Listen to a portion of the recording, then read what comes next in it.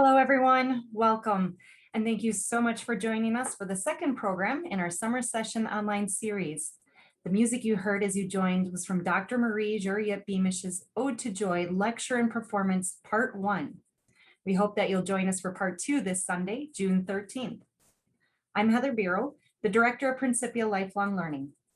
This year is my first Principia summer session, and while it's different from the traditional in-person on-campus experience, it remains rich in discovery and learning, engagement, and of course, fun. Earlier this week, Dr. Shirley Paulson launched our programming with her fascinating discussion on the Gospel of Thomas. Don't worry if you missed it. Like all summer session online events, it was recorded. We're posting a link to that recording in the chat box now. For that event, we welcome guests from across the US and all over the world. And I imagine that's the case this evening as well. I've already seen some folks share that they're tuning in from Maui and California, and we'd love if you entered your location in the chat box. And let us know if you're also new to summer session. This evening's talk will transport us to the southern French town of Arles. Van Gogh had moved here from Paris in the fall of 1888 in order to establish what he called a studio of the South, to live and collaborate with fellow painters. He extended an invitation to Paul Gauguin, and for a mere 63 days, the two lived within a modest two-story home, immortalized in several paintings by Van Gogh and known today as the Yellow House. We're going to learn just how well this creative co-living played out. 3 letters from Van Gogh and Gauguin written during this period were sent last evening in email. Did you all do your homework? Don't worry if you didn't. We'll post a link to the letters in the chat box, and you can read them with new perspective after the program. The landscape of this evening's discussion has extra special meaning to many of our attendees tonight because they'll be joining us on the Principia Lifelong Learning Summer Sailing on the Rhone and Saône travel program in August. Arles is on the itinerary. And this evening's speaker, Susie Leadbetter, will be a lecturer on that tour, highlighting historical art and architecture. Perhaps after tonight's program, some of you will be inspired to join us as well. Our office is happy to share more information after the program, and we've posted a link with more information in the chat box.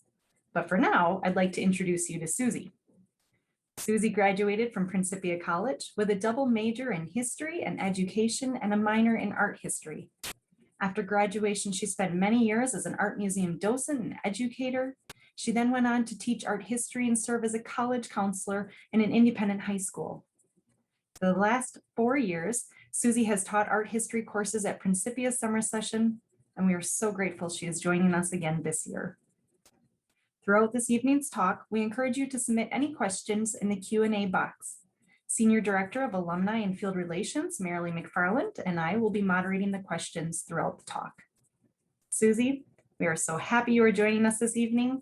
I now turn it over to you. Take us back to 1888. All right, thank you so much. What a most generous introduction. Now I will share my screen and we are off. I want to minimize, make sure you all can see everything on the screen. You certainly don't need to see me, you'll hear me, because the PowerPoint has so many wonderful quotes from the artists that will guide us on our way tonight. Oh, I'm thrilled to be with you talking about Vincent van Gogh and Paul Gauguin. Believe it or not, this exhibition, and it was 20 years ago, was the first ever organized by the Art Institute of Chicago to look in detail at the artistic consequences of their time together in Arles, to closely examine the relationship between 2 of the most celebrated artists in the history of modern art. This brief, as Heather said, but very intensely productive collaboration proved pivotal for both, but in very different ways.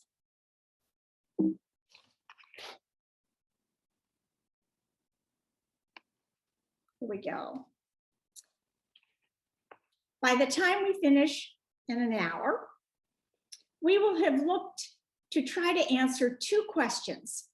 What were the artistic consequences of the time in Arles for Gauguin and Van Gogh? What effect did the artists have on each other's work? And secondly, what was their legacy for the modern painters of the 20th century? We'll do this in 4 segments, just like the exhibition in Chicago. We'll start with artistic origins, find out when they met and what they exchanged in Paris in 1887. Then those 9 weeks together at the Studio of the South in Arles that ended in a rather tragic, unexpected way. And so the 4th segment will be the aftermath and their journey alone. You know, I was thinking as I was preparing for today that really, when it comes to these 2 artists, it's true, you don't have to know anything about them when you're standing in front of a painting they've done. Their explosive use of color, using the elements of art, color, line, shape, and texture, but really making it such a focus. Their paintings just speak to us. We don't have to know anything else. There's a contact point that they make every single time. That's what makes them so remarkable. But it's also fun to be able to put them in some sort of context and discover what turns out to be a very pivotal relationship. So for Vincent, the Studio of the South was a destination, the fulfillment of a lifetime goal. For Gauguin, it was a point of departure, merely another stop, but this time instrumental in helping him chart his future course. After that first meeting in Paris, the letters they wrote to each other, and they were really good at their correspondence, these letters became key. They were the means by which they got to know each other. And today, there survives a collection of over 900 letters written by Vincent to his brother Theo, family members, and other artists. Gauguin wasn't nearly that prolific a letter writer, but he was consistent, and particularly the last 13 years when he headed off to Polynesia, he maintained a constant correspondence with a devoted friend, his banker and art broker, Georges Daniel de Montfried. And those letters are going to help us tonight also. Vincent's letters are filled with impassioned optimism, while Gauguin's are cool and practical. With backgrounds and experiences profoundly different, some aspects of their personal history are similar. Both were self-taught. Both suffered professional failures and personal disappointments. Both chose a career in art relatively late in life. Both felt enormous pressure to succeed. Both were convinced it was art that would unmask the meaning and purpose for their life. Both felt it was their task to find a visual language that spoke to the truth of their times. Vincent, as he preferred to be known and as he signed his paintings, grew up in a very religious Dutch Reformed home, the son of an ordained minister. He entered the ministry himself, but decided it did not suit him. He worked as an art dealer, took a position as a teacher in England, spent a year as a missionary lay preacher in the Belgium coal mine region, and all the while kept asking, there is something inside me that could be useful. But what is it?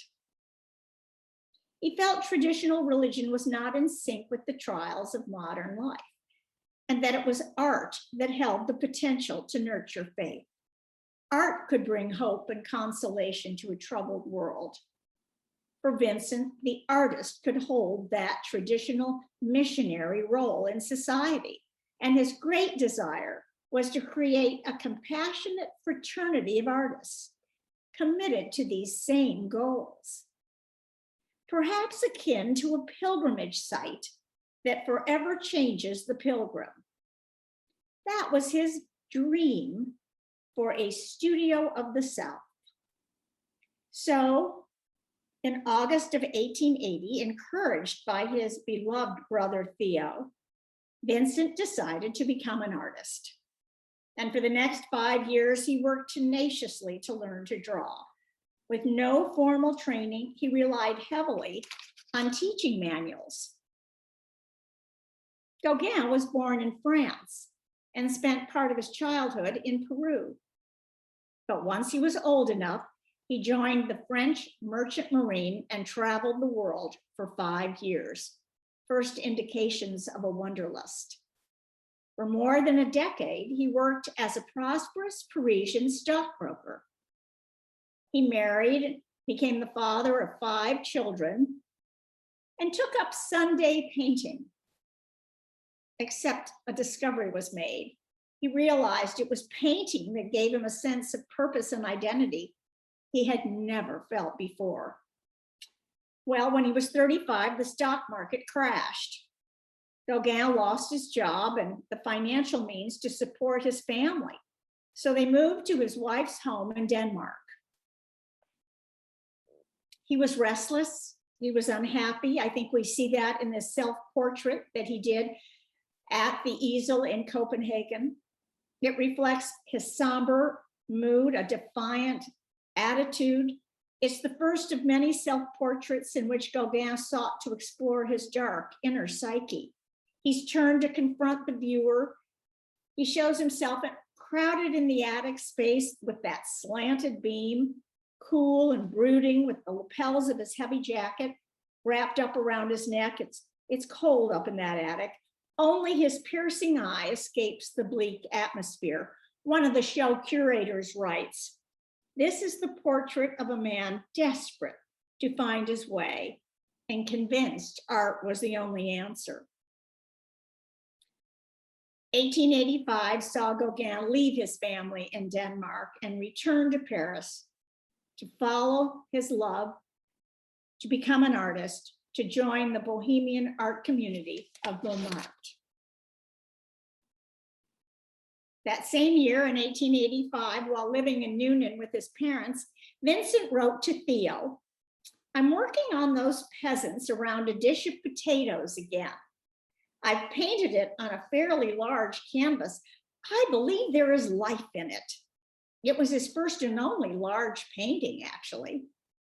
Seeking to depict the harsh reality of country life, he gave the peasants coarse faces and bony working hands to show that they have tilled the earth themselves with these hands they are putting in the dish, that they have thus honestly earned their food. He speaks of their manual labor. He writes, "One should paint the laborers as being one of them, feeling and thinking as they do." For Vincent, the message was more important than correct anatomy or technical perfection.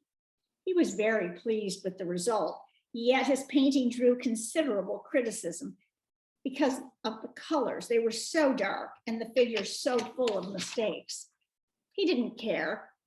He likened the coarse finish of the painted potato eaters to the homespun fabrics worn by his sitters, both the product of manual labor. Religion was an important theme throughout Vincent's life. Soon after his father's death, he painted this open Bible, but right next to it, he put Émile Zola's modern novel. He's proposing that literature like Zola's is the modern world's true gospel. As a boy, Gauguin was always carving wood, and many thought his talent would lead to a career as a sculptor. Gauguin took up ceramics in Paris in 1886. This medium allowed him greater freedom to experiment than did painting. He gave the mythological faun, half man, half beast, features suggestive of his own, providing the first glimpse of that sort of savage persona he really wanted to become. All right, 1886 to 1888, crossing paths in Paris. In February of 1886, Vincent moved to Paris to live with his brother Theo, who was by then an up-and-coming art dealer. Paris was a revelation to Vincent. He became resolved to produce and to be something. So he enrolled in painting classes and became friendly with artists like Toulouse-Lautrec and Emile Bernard.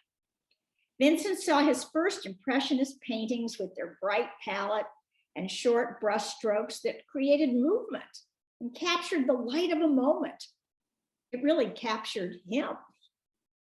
Fishing in Spring is a testament to Vincent's friendship with Paul Signac.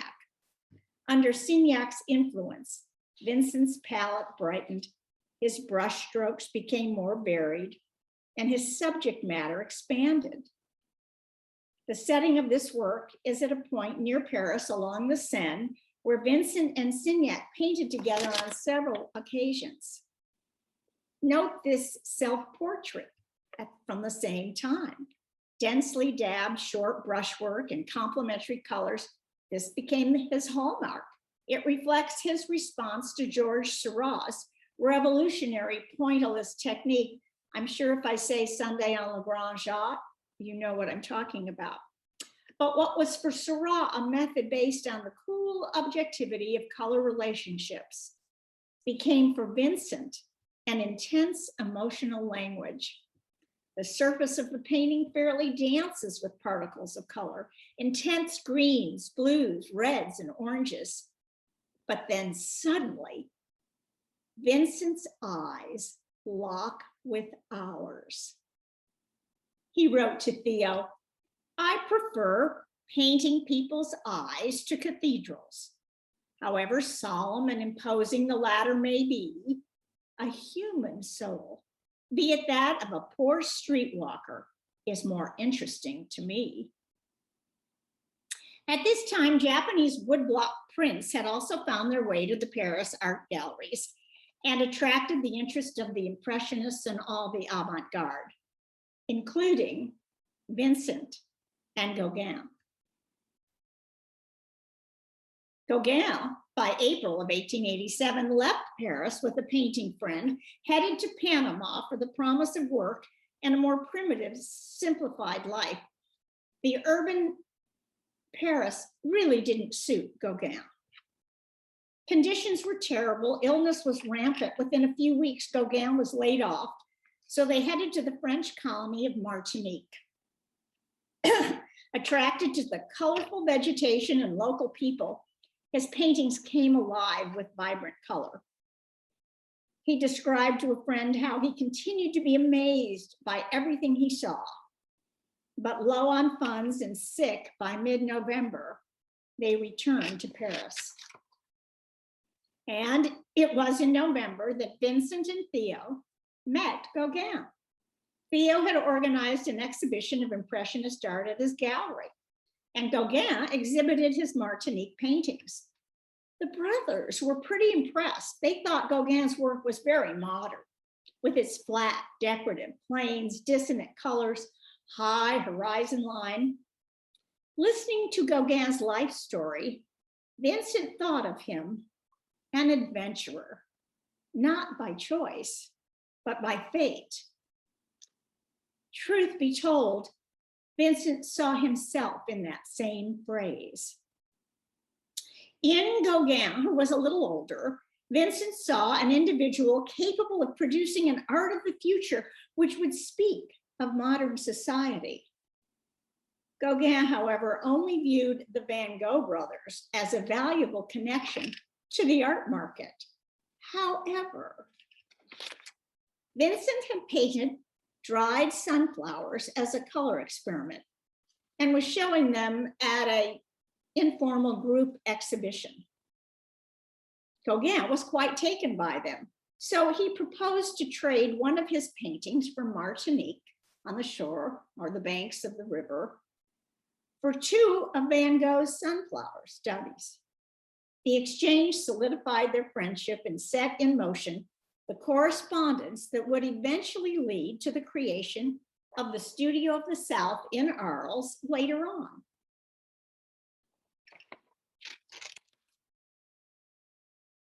Vincent and Gauguin both left Paris in early 1888.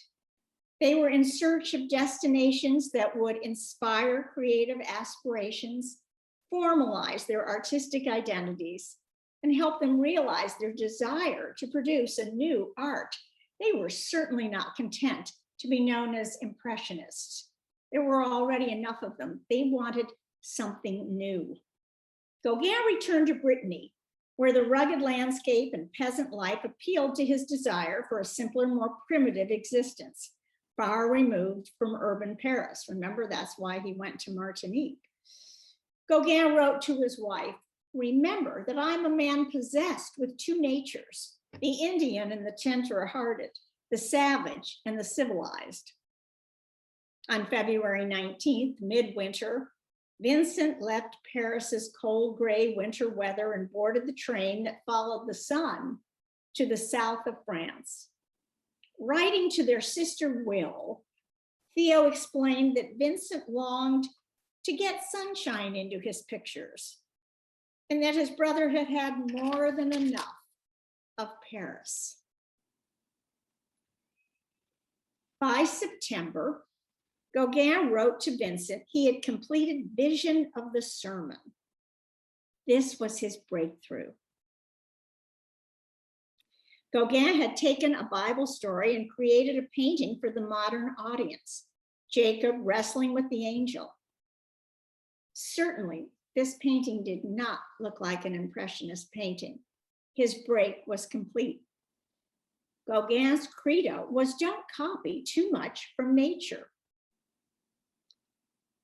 He wrote, "The dream caught sight of something far stronger than anything material. Dream over it and seek the most simple form for it. Don't copy too much from nature. Art is an abstraction. I find the primitive and the savage as I seek to restore painting to its sources." For Gauguin, this meant emotion and imagination. For me, in this painting, the landscape and the fight exist only in the imagination of the people praying after the sermon.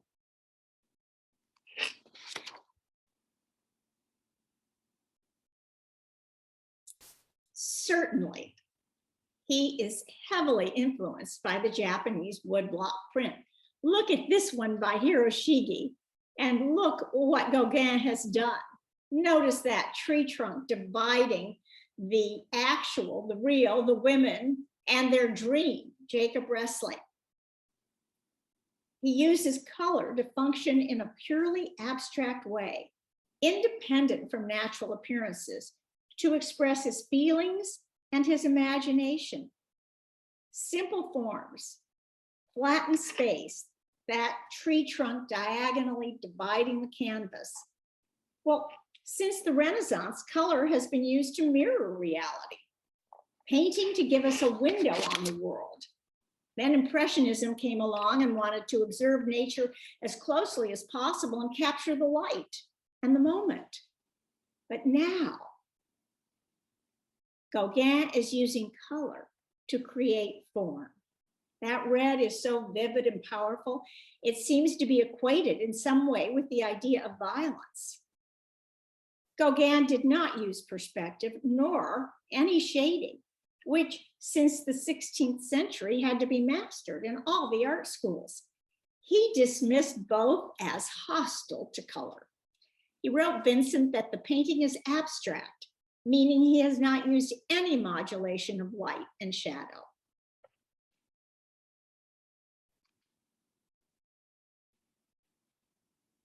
Although Vincent had never been to Arles, in his mind, it held the promise of a pilgrim's destination.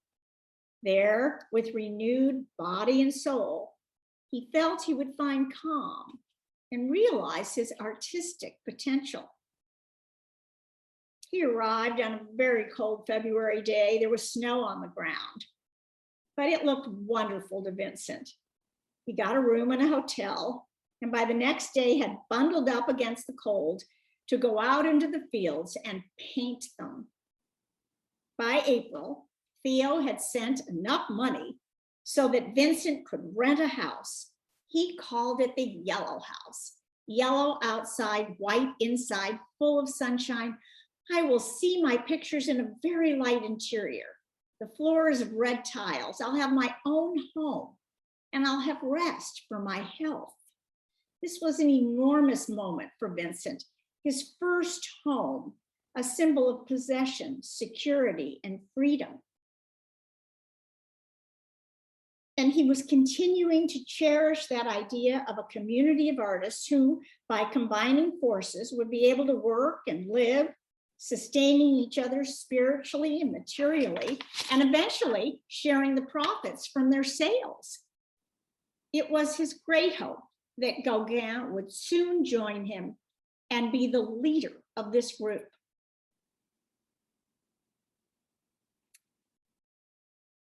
Gauguin was open to it, but in no hurry. Theo sent Gauguin 50 francs to encourage him to join Vincent in Arles. Gauguin liked the idea of this group, but he made no immediate plans to go. However, they kept a steady flow of letters going back and forth, outlining their creative strategies and projects. I thought you'd like to see one of Vincent's letters to Theo. They were always, most often, I should say, filled with small coquilles or sketches that he would include to be able to show Theo just what he was talking about.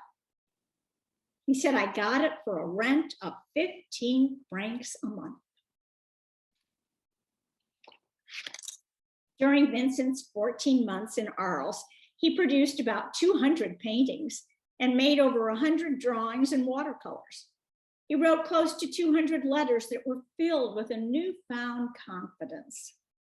Adopting the broken brushstroke and bright complementary colors of the Impressionists, Vincent also adhered to the spatial organization, linearity, and flat color of the Japanese woodblock prints. So we have these two artists working separately, hundreds of miles apart, but under the same influences of the Impressionists and the Japanese woodblock prints. In this painting, we see the high vantage point of the viewer, the placement of the pear tree right in front of us, the dabs of strong color thickly applied to create a sense of movement and texture. He wrote to Theo, I feel I'm in Japan. All my work is based to some extent on Japanese art. At the moment, I'm absorbed in the blooming fruit trees, yellow-white pear trees. My brushstroke really doesn't have any system at all. I hit the canvas with irregular touches of the brush, which I leave as they are. Patches of thickly laid on color, spots of canvas left uncovered here and there, absolutely unfinished repetitions.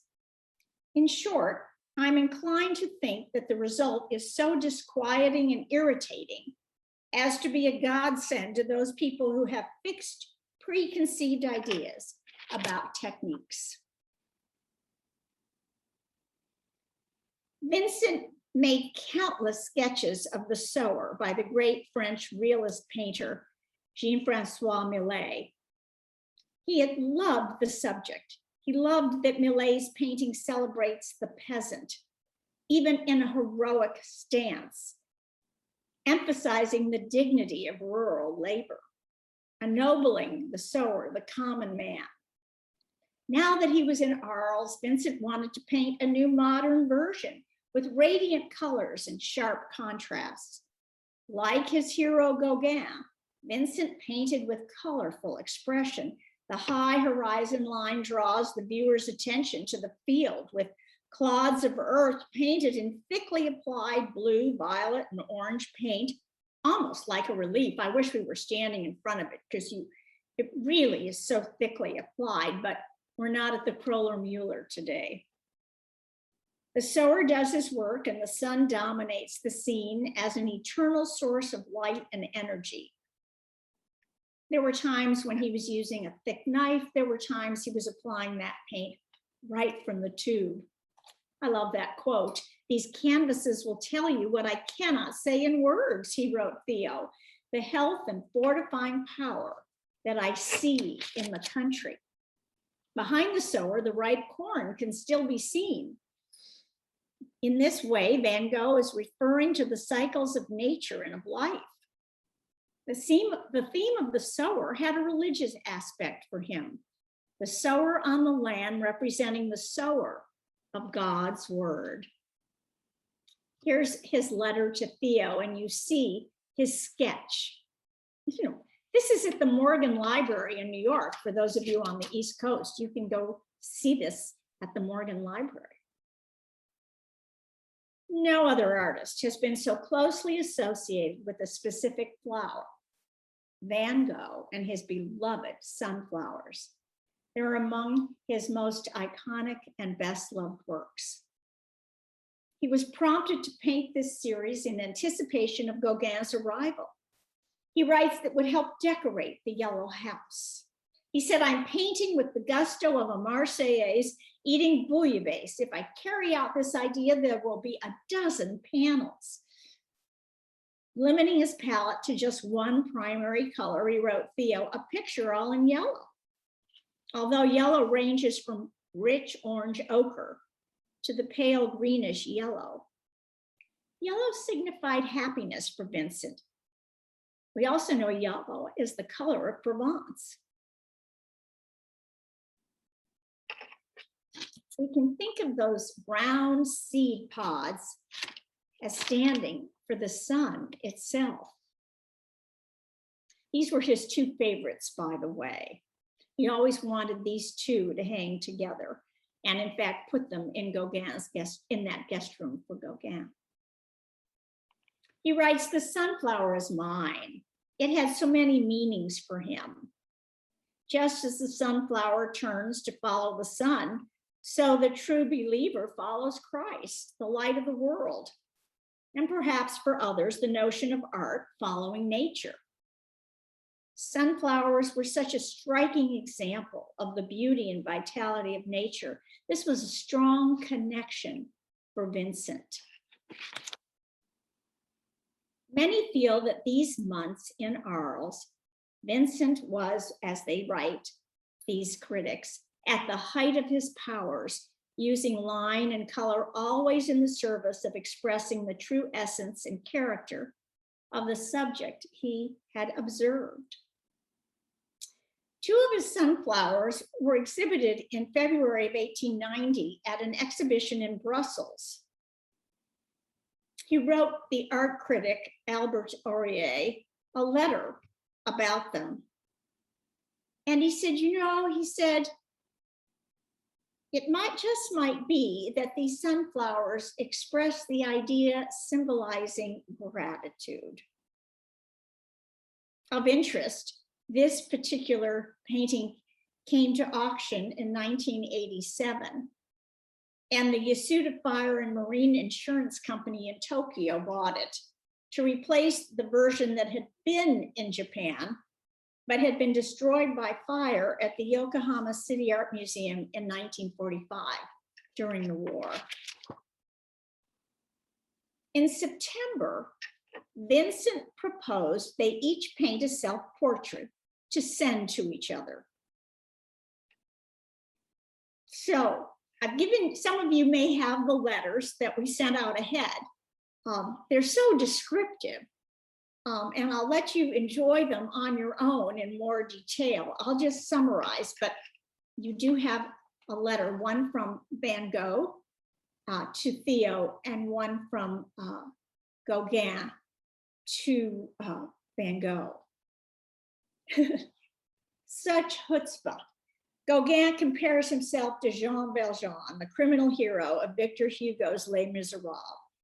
He writes, "It is the face of an outlaw, ill-clad and powerful like Jean Valjean, with an inner nobility and gentleness. As for this Jean Valjean, whom society has oppressed, cast out, for all his love and vigor, is he not equally a symbol of the contemporary Impressionist painter? Remember, the Impressionist painter was not beloved at this time. In endowing him with my own features, I offer you, as well as an image of myself, a portrait of all wretched victims of society who avenge us by doing good. Oh, he loved perceiving himself as a rebellious bohemian, a victim of society, loved communicating the loner idea, the outsider, avant-garde artist painting against the norms of the day. Up in that right corner, you also see a portrait of Emile Bernard. It wasn't painted by Gauguin. Bernard painted his portrait of himself in the top right of Gauguin's. When Vincent actually received the portrait from Gauguin, he was disturbed by Gauguin's grim gaze. Vincent's cardinal rule was that painting should offer consolation.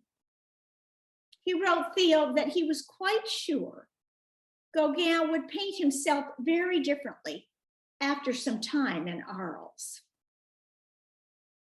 As for Vincent, he painted himself as a Japanese monk or disciple, he writes Theo. He said, I'm spreading the word about a new art for the modern time. A rather austere self-image of a modern day pilgrim on a mission to bring understanding, compassion, and hope to the world. Vincent believed that he could make his paintings endure only by abandoning that, as he called it, photographic resemblance and striving for, as he called it, passionate expression. He sought to create portraits that would look like apparitions to people a century later. The famous bedroom. There are three, by the way, one at the Art Institute of Chicago, one at the Van Gogh Museum, and then a wonderful sketch at the Musée d'Orsay in Paris, for those of you going to Paris soon. Vincent conceived the first bedroom painting a month after he moved into his yellow house. He writes to Theo, color has to do everything. There it is. Color has to do everything. In short, looking at the painting should rest the mind, or rather the imagination. Well, today we're looking at blue walls, but in fact, when he painted it, the walls were actually violet. Research has proven this. He continues, the solidity of the furniture should also express repose. The shadows and cast shadows were removed. It's colored in flat, plain tints like Japanese prints, he writes Theo. He also ignored any sense of perspective, and I think you see that there. And in fact, the room itself was skewed.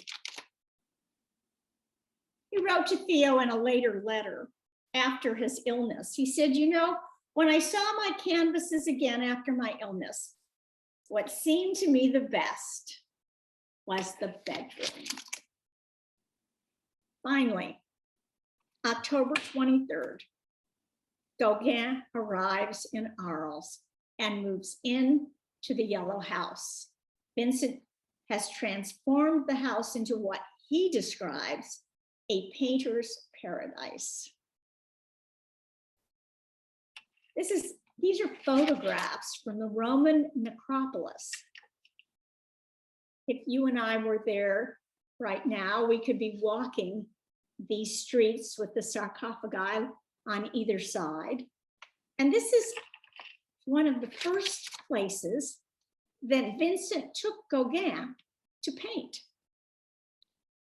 With their easels close together, they each depicted a different perspective of the street lined with poplar trees and ancient sarcophagi. Gauguin preferred working from memory, dreams, and imagination. Van Gogh committed to drawing and painting from life. He wrote to Theo, or Emile Bernard in this letter. He says, I'm still living off the real world. I exaggerate. I sometimes make changes to the subject, but still I don't invent the whole of the painting. On the contrary, I find it ready-made, but to be untangled in the real world. Gauguin encouraged Vincent to work from his imagination. Oh, Vincent admired the mysterious poetic nature of Gauguin's work. He also enthusiastically set to work using dark contours, lines, flat decorative colors. We see Vincent has placed a couple along the street, a pretty female. Perhaps it looks like a soldier, perhaps in uniform. We see smokestacks from a nearby factory. We know this is modern at this moment because of those smokestacks. For us, the poplar trees seem to be moving. It's breezy. You don't get any of that in Gauguin's. He's depicted 3 women of Arles, but there's no gesture, no identification of a storyline or period in time. He purposely includes that ancient dome structure in the background, and he titles the painting, The 3 Graces at the Temple of Venus. He wants it timeless. Instead of thickly applied paint, Gauguin works the surface with overlapping layers of varied, translucent, much more translucent color in small diagonal strokes to create a more shimmering effect. And he doesn't work quickly. Van Gogh's done in an hour. Gauguin, deliberative as he is, begins them outside, but always finished in the studio.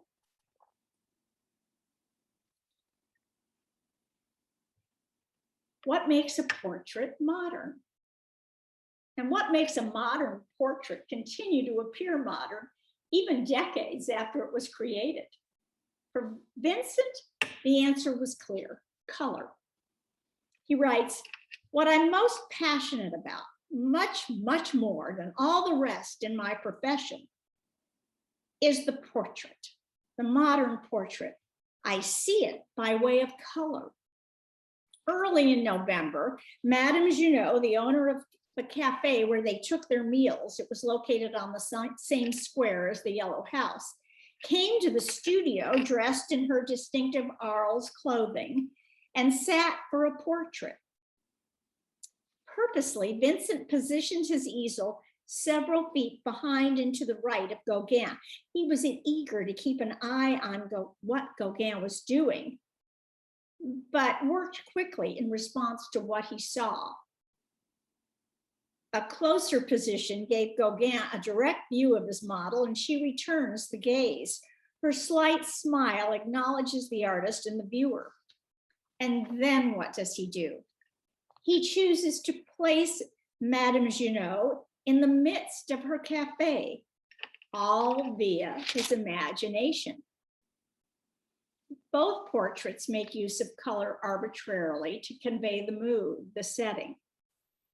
However, Gauguin gives us context while Vincent seeks to keep us simply focused on his subject. Gauguin really didn't like this painting. He wrote, the coarse local color is just not my taste. But Vincent wrote, Theo, at last I have an Arlesienne, a figure knocked off in an hour. The background a pale lemon, the face gray, the clothes black, and raw Prussian blue.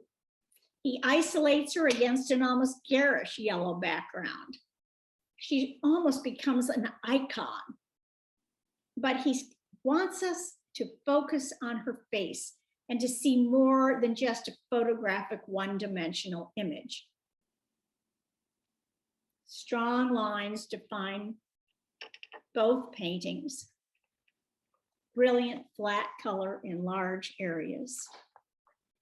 I had to include Van Gogh's Night Cafe. We all know this painting so well, and you've probably even read how Vincent described it to Theo. He said, blood red and dull yellow with a green billiard table in the center, 4 lemon yellow lamps with an orange and green glow. Everywhere there's a clash and contrast of the most disparate reds and greens. Emotion was everything for him. The clashing colors were meant to express the terrible passions of humanity that you would find at this all-night cafe, populated by vagrants, prostitutes. He wanted the painting to show you the white clothing of the cafe owner, keeping watch under what the light did to it by those gas lights, turning lemon yellow or pale luminous green. He uses thick brush strokes to create that counterpoint to the intense colors.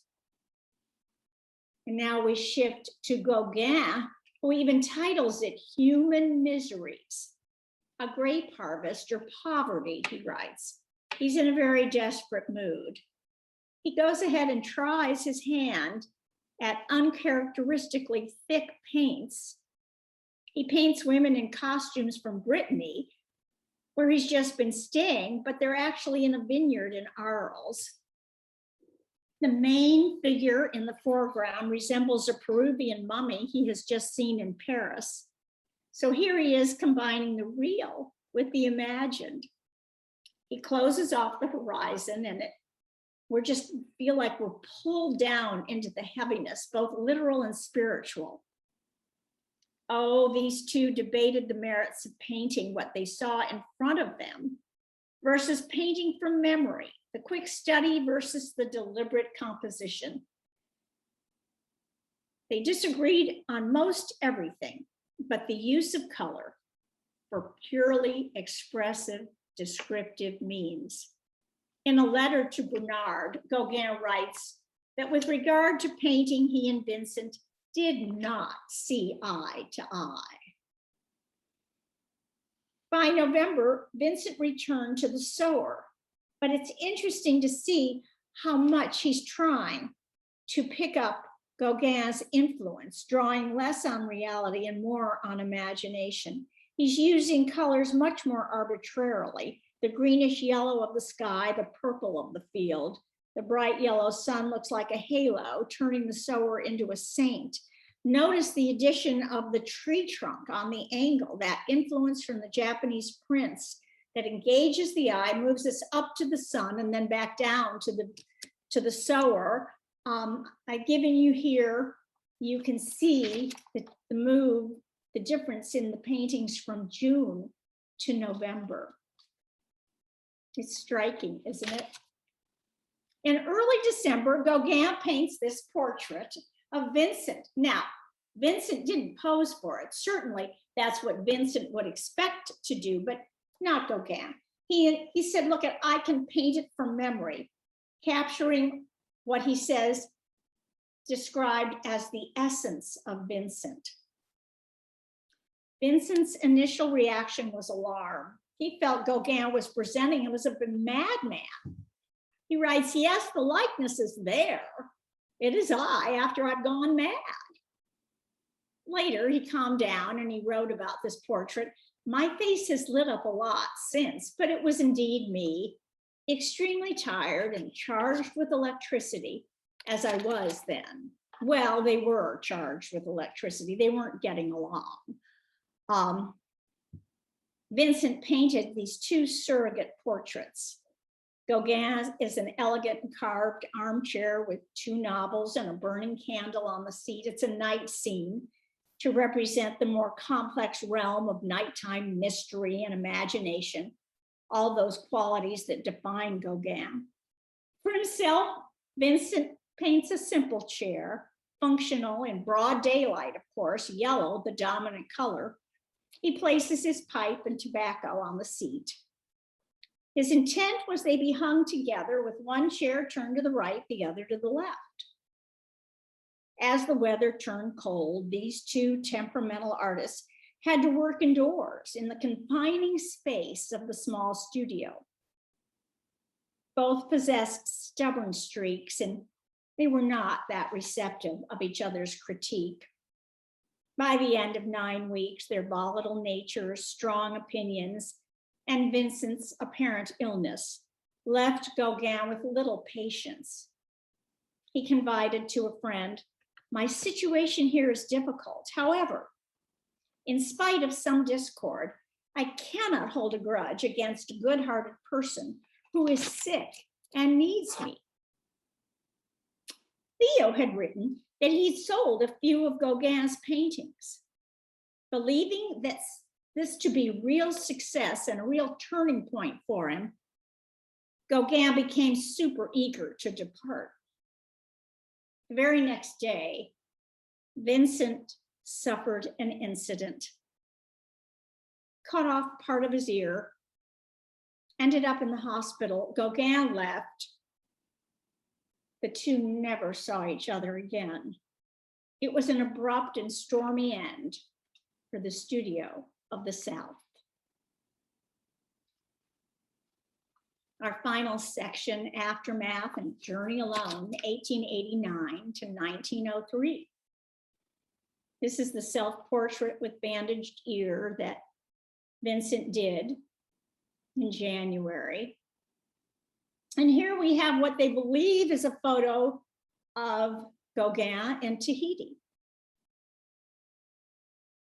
Early in January, Vincent wrote to his brother to reassure him that his incident of overexcitement had passed and he was on the road to recovery. He mentioned that Gauguin was ever in thought to please relay his concerns to his former housemate. However, Vincent really wasn't getting better, and by May, he checked himself into the hospital in Saint Remy, recognizing he needed more help. And that is where the Starry Night is created. Inspired by the view from his window at the hospital in Saint Remy, it's an exercise in observation and a clear departure from it. Dominated by vivid blues and yellows applied with gestures intense and immediate, Starry Night demonstrates how inseparable Vincent's vision was from the new language of painting he had devised, in which color and paint describe, identify, and imagine all at once. He combined the observed and the imagined views out his window. To the right of the cypress burns Venus, a planet that did, in fact, illuminate the night sky in the spring of 1889. The towering cypress, the village, the pointed church spire, they weren't visible from his window. In fact, the spire, the church is rather Dutch. But the composition is perfectly balanced. The upward thrusting cypresses echo the vertical steeple, each cutting across curving lines of hill and sky. They keep our eye in the picture. The dark cypresses also offset the bright moon. The forms of the objects determine the rhythmic flow of the brushstrokes. So the overall effect is one of expressive unity rather than chaos. He applied thick paint in broad, swirling brushstrokes, seeking to convey the spiritual power of nature. For him, as we know now, color was meant for emotional expression and symbolic meaning. He writes, "I've risked my life for my work, and my mind has half foundered. The night is more alive and more richly colored than the day. I wonder when I will get my Starry Night done," he wrote to Theo, "a picture that haunts me always. What I am doing is not by accident, but because of real intention and purpose." You know, I was reading a review of a Van Gogh show from 1984, written by that acclaimed art critic, Theodore Wolff. He wrote for the Christian Science Monitor for years. And in the review, he writes this: "Van Gogh was not a mad genius daubing paint onto canvas in a frenzy of irrationality, but a profoundly feeling, deeply concerned, and highly intelligent artist who devoted his deepest perceptions of truth into images on canvas and paper. That so aligns with Vincent's own words. I found it so helpful. Vincent remained at Saint Remy for a year and then moved to the charming Paris suburb of Arles, closer to Theo. And we know tragically he died in July of 1890. In 1891, Gauguin sold everything he had and set off for French Polynesia to find himself. A month before his departure, he explains it. He writes, "I'm leaving in order to have peace and quiet, to be rid of the influence of civilization. I want only to do simple, very simple art, and to be able to do that, I have to immerse myself in virgin nature, see no one but savages, live their life with no other thought in mind, but to render the way a child would the concepts formed in my brain, and to do this with the aid of nothing but the primitive means to art, the only means that are good and true." He says, "It is true, I know very little, but I prefer the little that comes from myself." Oh, this wonderful painting. Note the two women seated in the center of the picture. There's a tree cutting across the canvas. How about that red dog? The sky has disappeared. We have instead a succession of colored planes, red, yellow, green. They form the structure of the composition. By now, you know it's Gauguin because of these compositional arrangements. That's an imaginary scene in the background. There's several women worshiping a big, enlarged Maori statue. He's made it the size of a great Buddha. He's really kind of inventing a sacred rite here. All these elements create this enchanted world full of both harmony and melancholy. This is his desire to live in Polynesia. You know, that thought attributing a system of painting to me, he writes, I've never had one and could not condemn myself to it if I had. To paint as I please, bright today and dark tomorrow, the artist must be free or he's not an artist. I'm capricious. The French painter Maurice Denis noted Gauguin's pioneering discoveries. Gauguin freed us from all the restraints which the idea of copying nature had placed upon us. Gauguin wrote his dear friend de Montfort back in Paris to send him a variety of sunflower seeds for his garden. Sunflower seeds. His own memory of Arles was close in thought and resulted in planting them, cutting them, arranging them in this basket, and creating this bouquet of sunflowers on a chair. His own sunflowers. A window frames the passing of a Tahitian woman, the elements of his past appearing like shrines in his present. We see the form of a dull bronze eye coming out of the background. There's that sense of imagination and mystery. Gauguin remained to the end, quick to reject the implication that Vincent influenced him, insisting the influence went the other way. But then we look at this painting. Sunflowers? Vincent's presence haunted Gauguin's studio, half a world away from France. In the end, the artists remained linked no less by their difficulties with each other than by their shared ambition.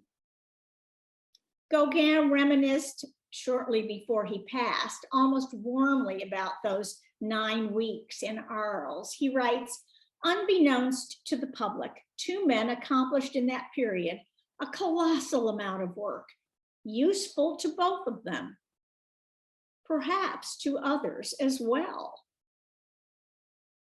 Vincent wrote in 1890, I would rather die of passion than boredom. A painter must paint. Perhaps there will be something else after that. So what were the artistic consequences of the time in Arles for Gauguin and Van Gogh?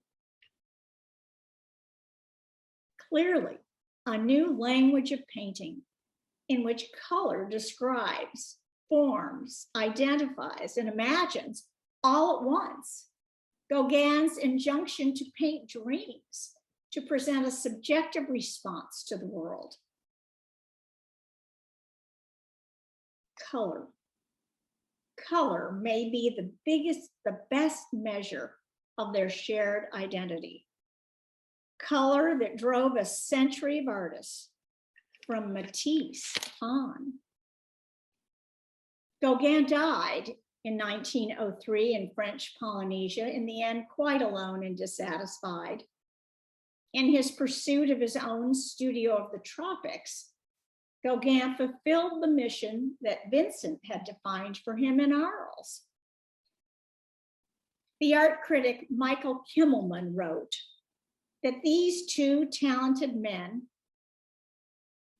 were two talented men who needed other talented artists against which to establish their own identities. They became themselves because of what they could not avoid about each other. Vincent was right. They understood each other at heart. And like all artistic revolutionaries, they were both perhaps a little mad. In the final exhibition gallery of the exhibition in Chicago, this is the quotation that ended the show. Sunflowers also symbolize gratitude. Just so poetic and so beautiful. I hope you've enjoyed our little chat about Van Gogh and Gauguin this evening. I want to share with you this definitive biography was published in 2012 by Stephen Nafee and Gregory White Smith. These are two Pulitzer Prize winning authors who totally debunk and they researched and they feel they have proved that the story of Vincent taking his own life is in fact not true at all. They have a very different scenario. And then The Many Masks of Modern Art might still be on the back shelf in your reading room. It was published by the Christian Science Publishing Society, a collection of essays written between 1980 and 1988. And I promise you they are as true today as they were when Theodore Wolff published them in the Monitor. And so there you have it. It's been certainly a pleasure and an honor and a privilege to be with you this evening. I'll turn this back to. Thank you, Susie. We do have a question for you. Okay, do I stop sharing my screen? What do I do here? Marilee will take the controls and she'll leave you on for a bit longer as we go through questions. But one question that popped up is, did Gauguin know that Van Gogh had died, or how long do you think it was before that news relayed it to him? Oh, he knew because he was in communication with Theo. And well, but yes, he was in communication with Theo. He would have known. Yes, he would have known. He didn't leave for Polynesia till 1891. So he was in Paris. Okay. All right. Are there any other questions from any of our attendees out there? I encourage you, if you have any questions at all, you can still go to the Art Institute of Chicago website, and they have maintained a lot of the material from this exhibition. It was a big blockbuster of a show that is still very, very relevant. Their research was extraordinary. Well, Susie, I know I'm not alone when I say I learned so much from your presentation this evening. Very kind. Thank you. And thank you to our guests for your enthusiastic support. We will be emailing you the link to the program's recording, probably sometime tomorrow. And be sure to explore other summer session events scheduled this month. You can find all of the information at principia.edu/summer session. On behalf of everyone on the Principia Lifelong Learning team, merci and bonne nuit.